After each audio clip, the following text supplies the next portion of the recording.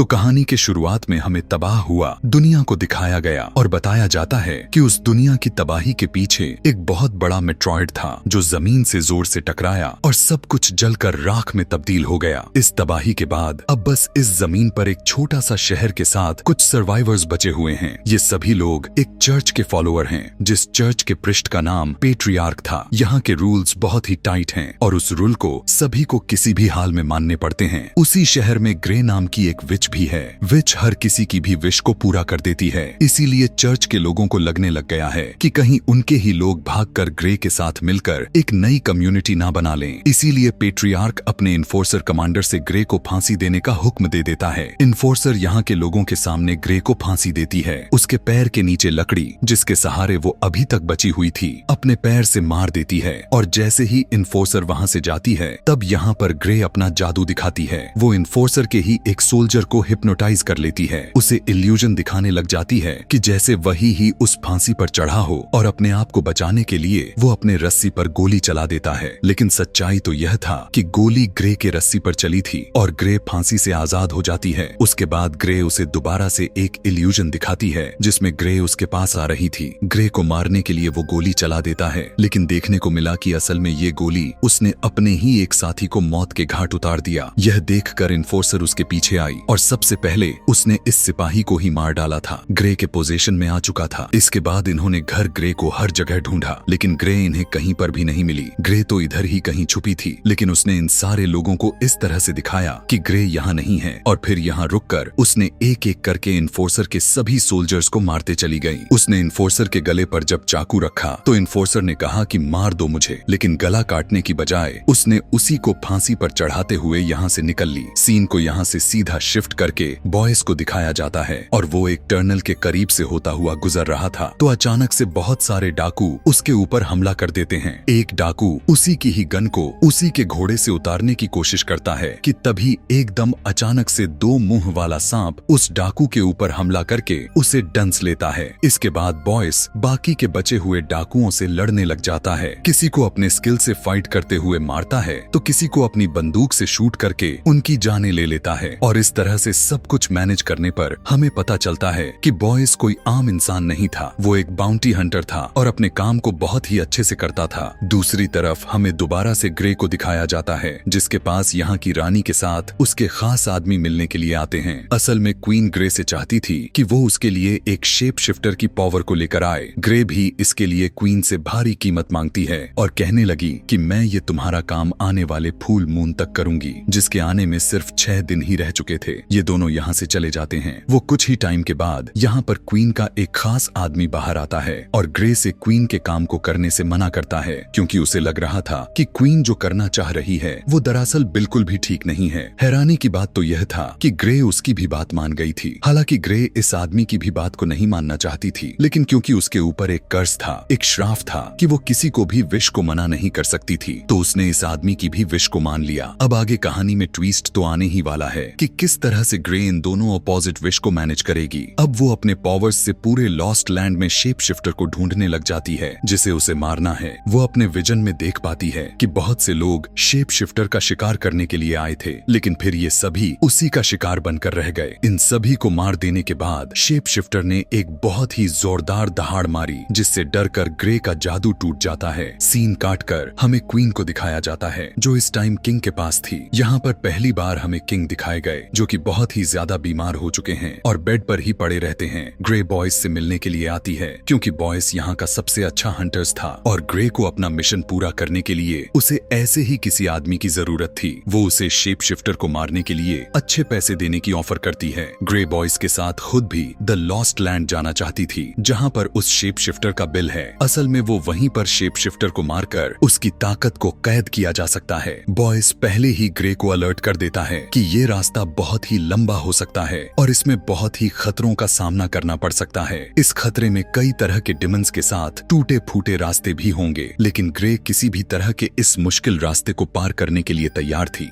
Church के लोग जो अभी भी ग्रे के पीछे पड़े हुए हैं ग्रे को ढूंढते हुए इस बार पर अटैक कर देते हैं और उनके हाथ लगने से पहले ही ये दोनों वहां से भाग जाते हैं। हम देखते हैं कि पेट्रियार्क को अंदर ही एक खबर मिली थी कि क्वीन भी सीक्रेटली ग्रे से मिलने के लिए गई थी। इससे पेट्रियार्क को ग्रे से डर लगने लग गया था। उसे ये लगने लगा था कि कहीं क्वीन भी ग्रे के साथ मिलकर चर्च के खिलाफ कोई षड्यंत्र तो नहीं रच रही है। इससे पहले कि ऐसा कुछ हो वो इन्फोर्सर को ग्रे को पकड़कर लाने का हुक्म दे देता है। अब इन्फोर्सर अपने कुछ सिपाहियों को लिए ग्रे और बॉयज के पीछे पड़ जाती है जो एक खास शहर में पहुंच गए थे। यहाँ पर आते ही ग्रे और बॉयज के दोस्तों के घर पर स्टे करते हैं। यहाँ इनकी बातचीत से हमें बॉयज का पास्ट पता चलता है कि वो इतना अच्छा हंटर कैसे बना था। बचपन में लॉस्ट लैंड के अंदर उसकी आंखों के सामने उसके मॉम डैड को मार दिया गया था, जिसके बाद वो अपने सर्वाइवल के लिए डीमन से लड़ते लड़ते आखिर वो उस शहर में पहुंचा जहाँ पर इंसान आज भी बस रहे थे। खैर ये लोग अपनी सफर दोबारा से कंटिन्यू कर देते हैं, जिसके बाद ये लोग एक बिल्डिंग वाले जगह पर आए थे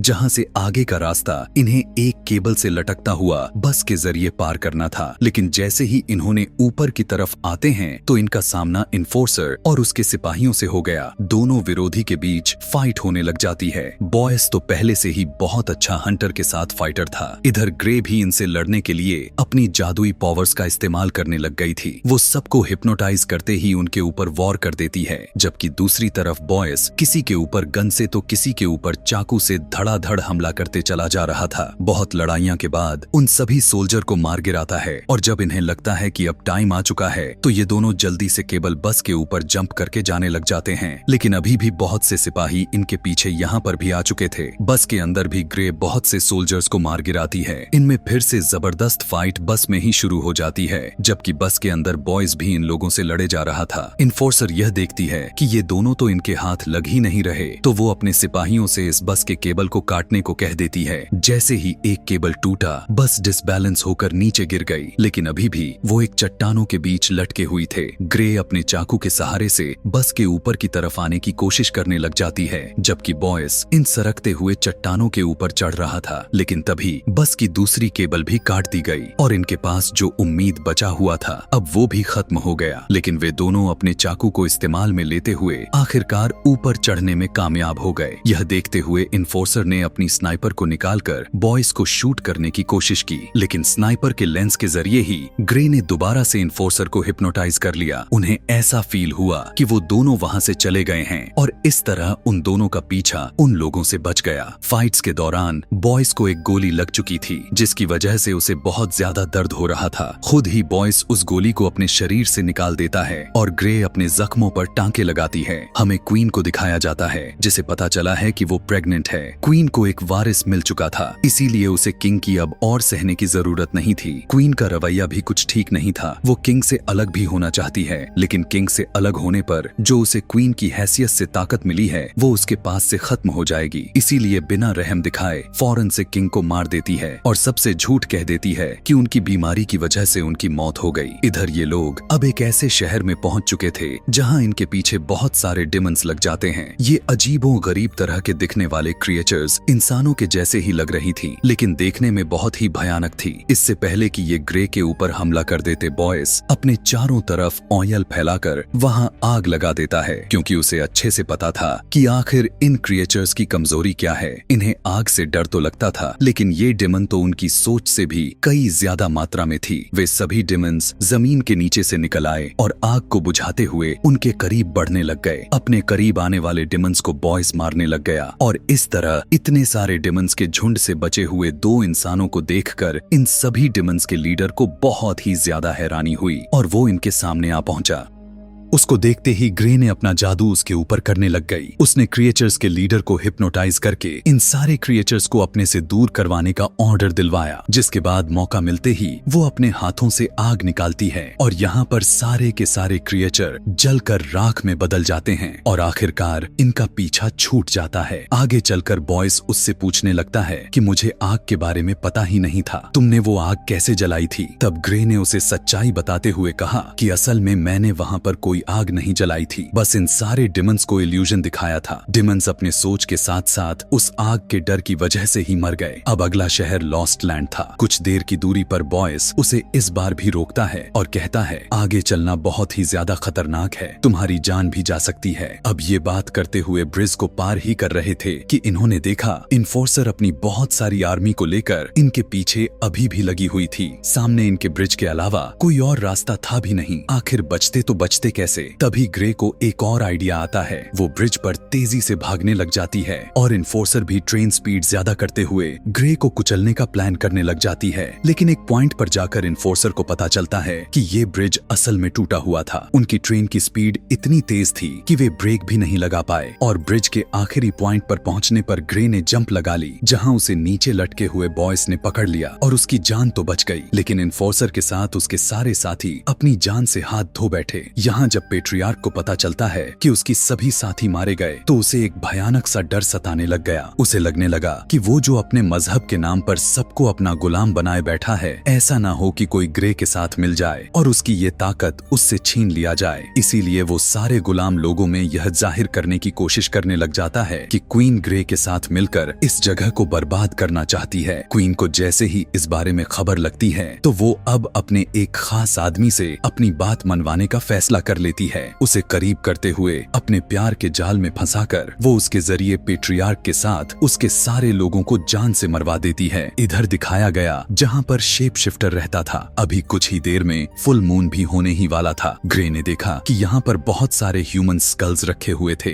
बॉयस ने बताया ये सभी उन लोगों के स्कल्स हैं जो शेप शिफ्टर का शिकार करने के लिए आए थे। अभी भी सोच लो, वक्त है। लेकिन यहाँ पर भी ग्रे उसकी बात को टाल देती है। ग्रे अपने उंगलियों में बड़े बड़े चांदी के नाखून के नुकीले लगाने लग जाती है। उसे पहनकर बॉयस के साथ एक बहुत ही बड़ा राज रिवील करती है और कहने लग जाती है कि तुम्हें क्या लगा कि मैं नहीं जानती? मैं जानती हूँ कि तुम ही वो शेप शिफ्टर हो। मैं इस बारे में पहले से ही अपने जादू से पता लगा लिया था और मैंने ही तुम्हें इस काम के लिए इसलिए हायर किया क्योंकि तुम यहाँ रहते थे, इसीलिए तुम मुझे यहाँ तक सेफली पहुँचा सकते थे और तुम्हें यहाँ तक लाने का मकसद ही यह था कि तुम्हारी ताकत लेने के लिए तुम्हें तुम्हारे जगह यानी तुम्हारे बिल में लाकर मारना जरूरी था। फुल मून होते ही बॉयज भी उसी के सामने ही शेप शिफ्टर यानी एक भेड़िए में तब्दील होने लग जाता है। इस भेड़िए के रूप में आते ही बॉयज की ताकत बहुत ज्यादा मात्रा में हो जाती है और वो ना चाहते हुए भी ग्रे के ऊपर तेजी के साथ हमला कर देता है। ग्रे भी अब लड़ने के लिए तैयार थी। अपने जादू से वो बॉयज को हिप्नोटाइज करते हुए ऐसा दिखाती है कि जैसे बहुत सारे परिंदे उसके पास आ रहे हैं। इन परिंदों को हटाने के लिए भेड़िया अपने हाथ को इधर उधर करने लग जाता है कि तभी उसी टाइम एक बहुत बड़ा सा परिंदा उसके ऊपर हमला करने के लिए पहुंचता है।